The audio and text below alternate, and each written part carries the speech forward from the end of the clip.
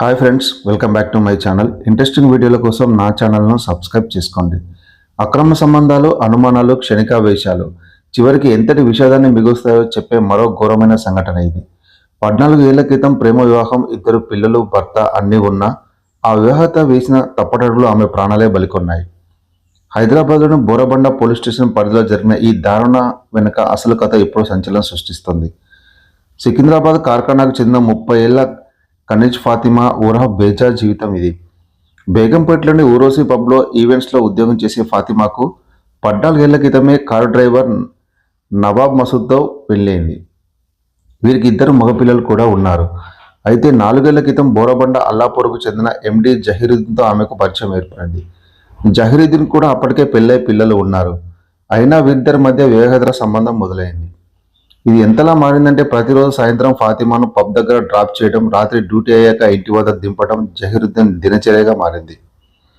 కానీ కొన్నాళ్లుగా ఫాతిమా ప్రవర్తనపై జహీరుద్దీన్కు అనుమానం మొదలైంది. ఆమెకు తెలియకుండానే ఆమె వాట్సాప్ను స్కాన్ చేసి తన ఫోన్లో ఇన్స్టాల్ చేసుకున్నాడు. ప్రియురాలు ఎవరితో చాటింగ్ చేస్తోంది, ఎవరితో మాట్లాడుతోంది అనే విషయాన్ని ఎప్పటికప్పుడు గమనించేవాడు.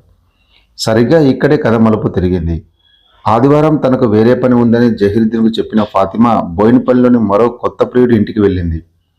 వాట్సాప్ ద్వారా ఈ విషయం తెలుసుకున్న జహీరుద్దీన్ రగిలిపోయాడు. ఆమెపై పగ పెంచుకున్నాడు. ఆదివారం రాత్రి 11:30 గంటల సమయం ఎప్పటిలాగే ఉరోషి బార్ దగ్గరకు వెళ్లి జహీరుద్దీన్ ఫాతిమాను తన బైక్పై ఎక్కించుకున్నాడు. కానీ ఇంటికి కాకుండా ఎర్రగడ్డ మెంటల్ హాస్పిటల్ మేల్వార్డు సమీపంలోని నిర్మానుష్య ప్రాంతానికి తీసుకెళ్లాడు. అక్కడే ఆమెను నిలదీయక ఫాతిమా చాలా నిర్లక్ష్యంగా సమాధానం చెప్పింది.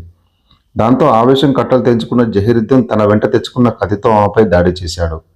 కింద పడిన ఆమె తలపై అక్కడే ఉన్న గ్రైండర్ రైతుతో మోదీ అత్యంత కిరాతకంగా హత్య చేశాడు.